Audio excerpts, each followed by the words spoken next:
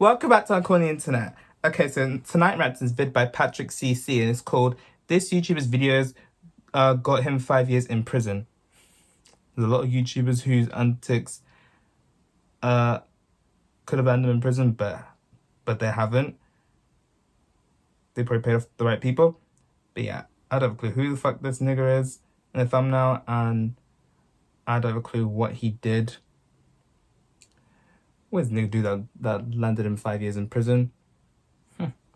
I'm curious to know. So yeah, I'm just gonna dive right in. Just out of curiosity. So without further ado, let's get into his reaction. What did this guy do? On May 16th, 2019, YouTuber Omi in a Hellcat uploaded his first video titled Payday at Reloaded Construction. The vlog ends with a very deep message. Always remember, live life the way you will want to live it. You only get one chance at this, one shot at life. One chance, one shot, that's it. Any mistake that you make, it's done. You're done. Little did Omi know, starting this YouTube channel could have been the one mistake that would ultimately land him in federal prison. That very first video that Omi posted got 60,000 views in the first 3 days. The video shows Omar stepping out of his mansion, walking down his long driveway with more than 15 all-white cars parked in it, and telling the viewers about his entrepreneurial endeavors. From there, he drives to his first nightclub that he owns, where they are doing renovations. Then he goes to his second nightclub, where they just made the final touches before opening. Omi continued to post vlogs that started with motivational messages about life. You have one thing, an advantage over a lot of people. You're free, you're young, and you're healthy. No excuses. Stop trying to keep up with everybody. Stop going out buying Balenciaga. Typically, the middle of his videos would be him tending to his businesses, buying expensive clothes, jewelry, new cars, vintage cars, tour buses, and even houses. For a wildly successful man, he was relatable, down to earth, and kind. Far from the narcissistic rich assholes we typically see on the internet. Within 2 months, he reached 100,000 subscribers. By the end of summer 2019, he had 300,000 subscribers. But every time he was asked about how he obtained his wealth, his answers were extremely vague. What do I do for? Yeah, that's what I'm thinking. Started off as an app developer. By the way, drink water. But as Omi spent more time showcasing his lifestyle on the internet and being more open about how he made his money, he caught the attention of the FBI. And on November 20th, 2019, just 6 months after his first video, they raided his home. This case file shows 88 lines of personal property that the federal government seized from Omi. Over the next couple of months, the FBI confiscated $5,875,000, 58 vehicles, including a 2020 Lamborghini Huracan, a 2019 Lamborghini Aventador, and a 2019 Audi A7. They also took 21 properties, including buildings and... Nigga, how did you really get your money? Because, bro, the feds are caught up with you. This is why you don't flash this shit on camera like that. Then people just look into you. And yeah, now you have some explaining to do, mate. Downtown Philadelphia and mansions in the suburbs. You would think that in a situation as serious as this, Omi would keep quiet. But as soon as this happened, he went live on YouTube to tell his fans about the raid. At first, he thought the feds were after him for tax evasion, which was partially true, and Omi claimed that he was innocent. But it wasn't just taxes that the feds were worried about. Bro, when I tell you they took everything, they took every SD card, every camera. SD card? Every television in my house. Houses. IPTV is a gray area. You know, the Copyright Act hasn't been updated since the 1960s. And, you know, I hit a gray area and exploited it, and they just didn't like it. Omi thought he had found a loophole in the U.S. copyright law and was exploiting it. Now, if at this point you're feeling extremely confused as to how this guy even got into this situation in the first place, this is exactly how his hundreds of thousands of fans felt. Ironically, once the feds raided him, that's when Omi started opening up about exactly how he made his fortune.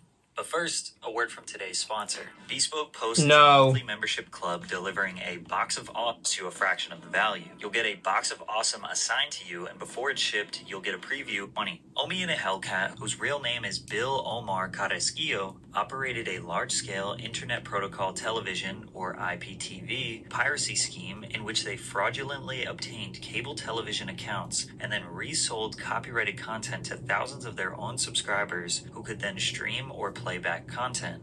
This piracy scheme all started on Kodi. Kodi is essentially just a media player that's available on any device. People use Kodi to watch videos, podcasts, movies, play games. You know that reminds of them old Kodi boxes where you could just stream stuff on it.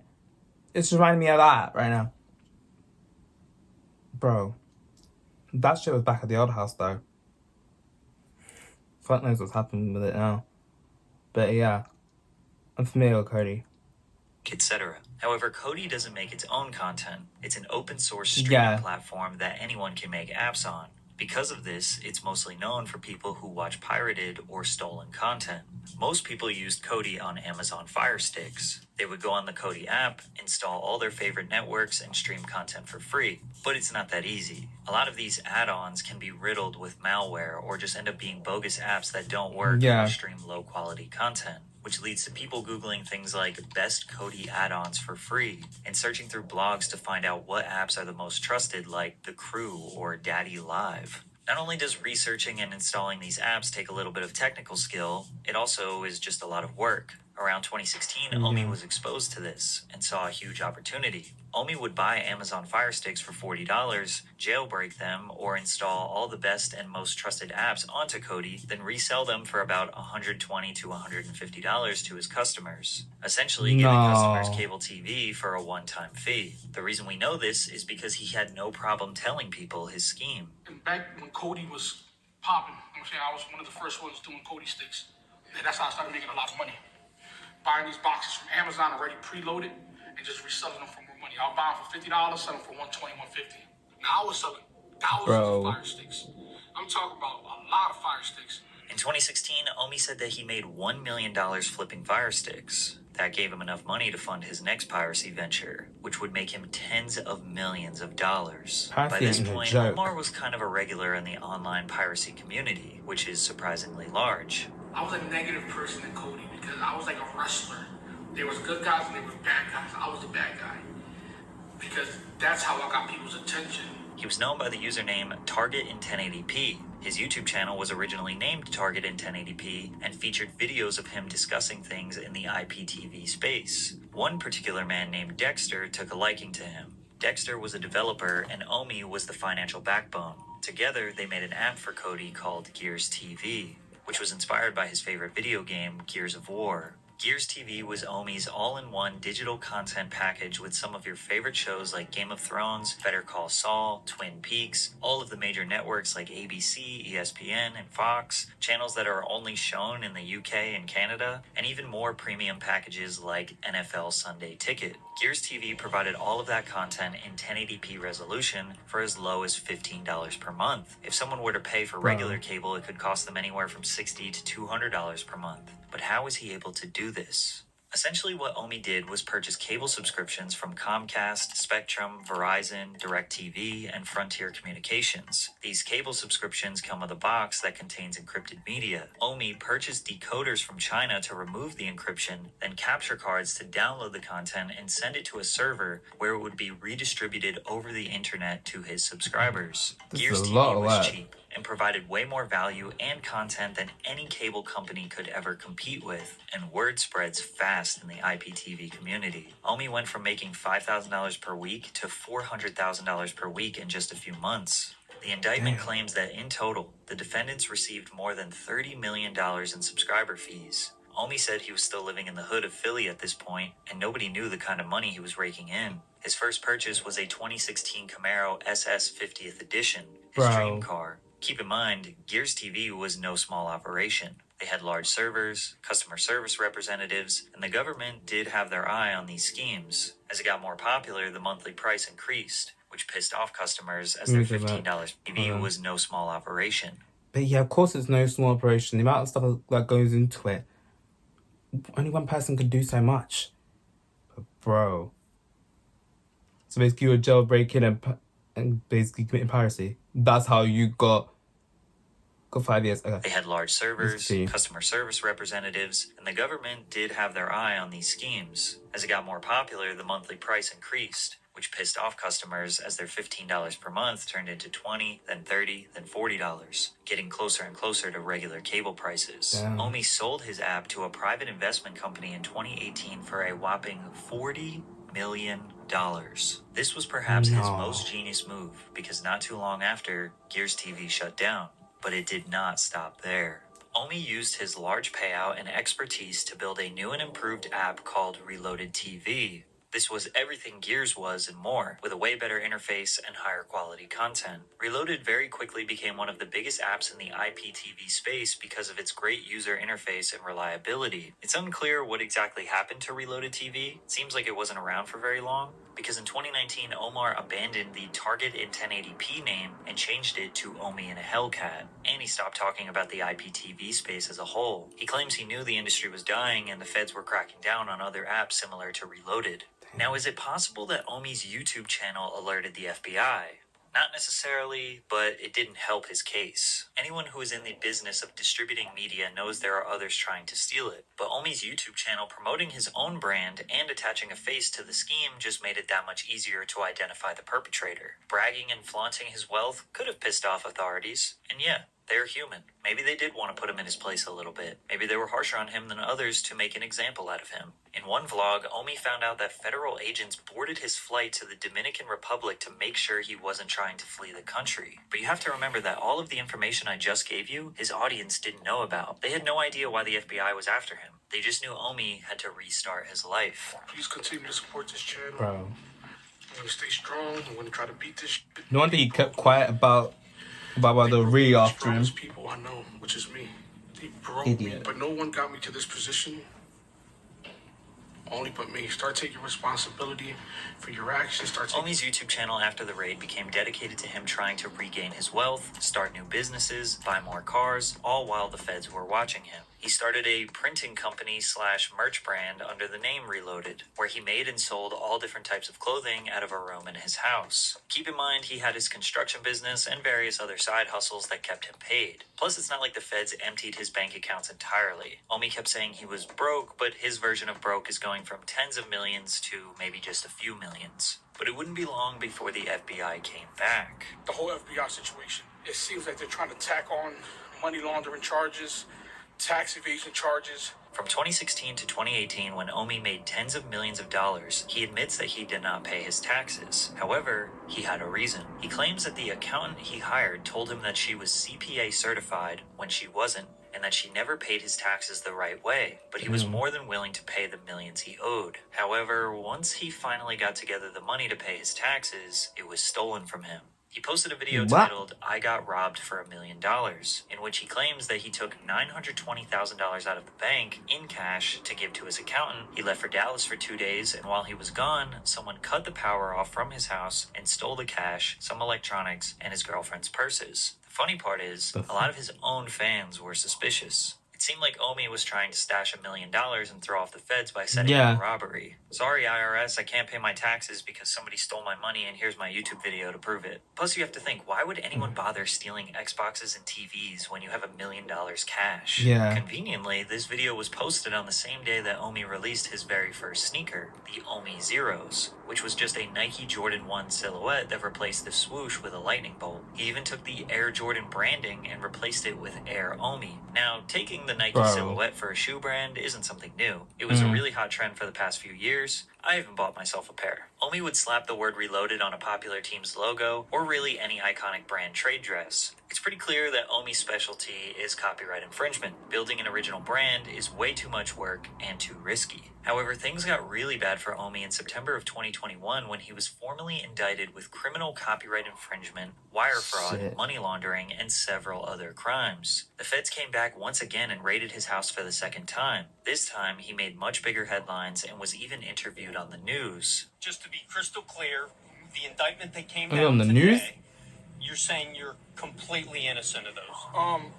Now, completely innocent would be a false statement. Now, ignorance is no excuse for the law. Again, you'd imagine someone would be quiet during this instance, or at the very least have their lawyer speak for them. But Omi was still convinced that he exploited the system. Omi's whole life at this point was dedicated to fighting this case. He barely uploaded YouTube videos, maybe once a month. And when he did, you could just tell this man's spirit was broken. But after months of deliberation from his legal counsel, Omi pleaded guilty in February of 2022. I'm letting you guys know that I'm pleading guilty.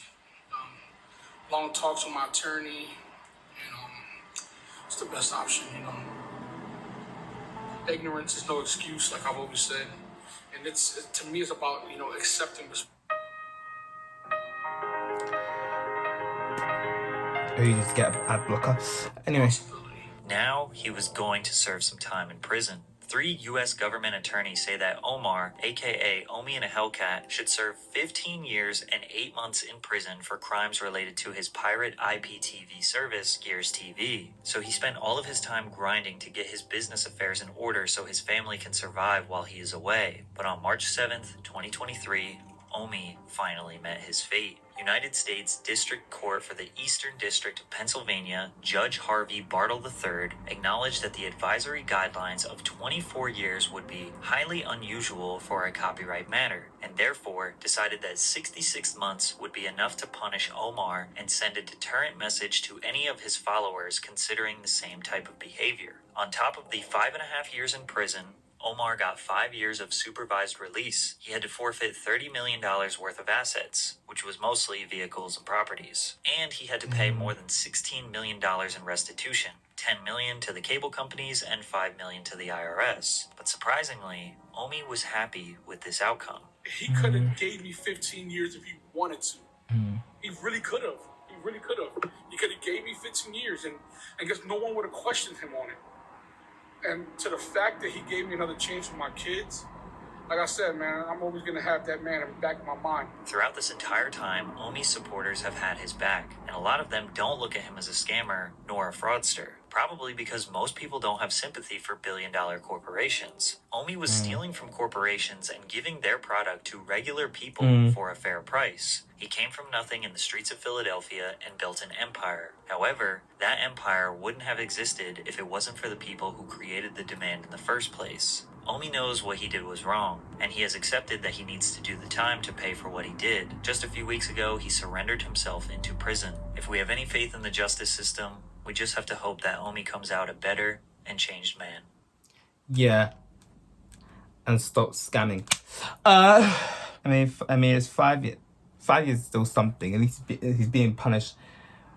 But he could probably get an early release for good behavior. Like I said, let people who committed worse crimes get out early on good behavior. So yeah, there's that. But yeah, he came from nothing and built something, but involved scamming and copywriting to a crazy degree. Like, bruh, wow, this shit's crazy. But in terms of rights, constantly over percent right now. Someone commented, piracy wouldn't be such a massive problem if cable companies and rights holders didn't charge so much for content and lock down shows exclusively to one platform. Yeah, piracy is still a thing. It's still a thing. There's people out here getting piracy games and all that. And yeah, anyways, at least the guy was like, yeah, I fucked up. I'm taking my punishment now.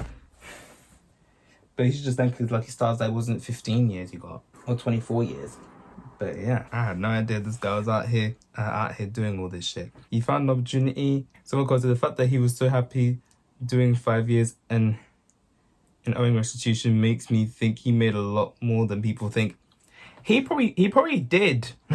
He probably did make a lot more than we actually thought. But I don't know. I'm not the one in charge of his affairs now, am I? But now when Cody came up in this video, I was like, oh, it reminds me of the Cody box things that dad got one for one of my aunties or whatever.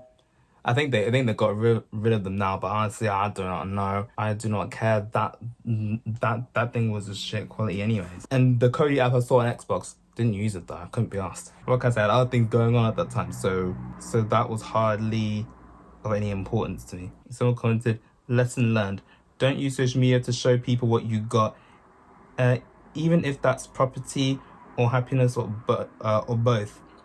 I'm not talking about legit things or crime derived things. This is a lesson for everyone. You lot got, be it material or not.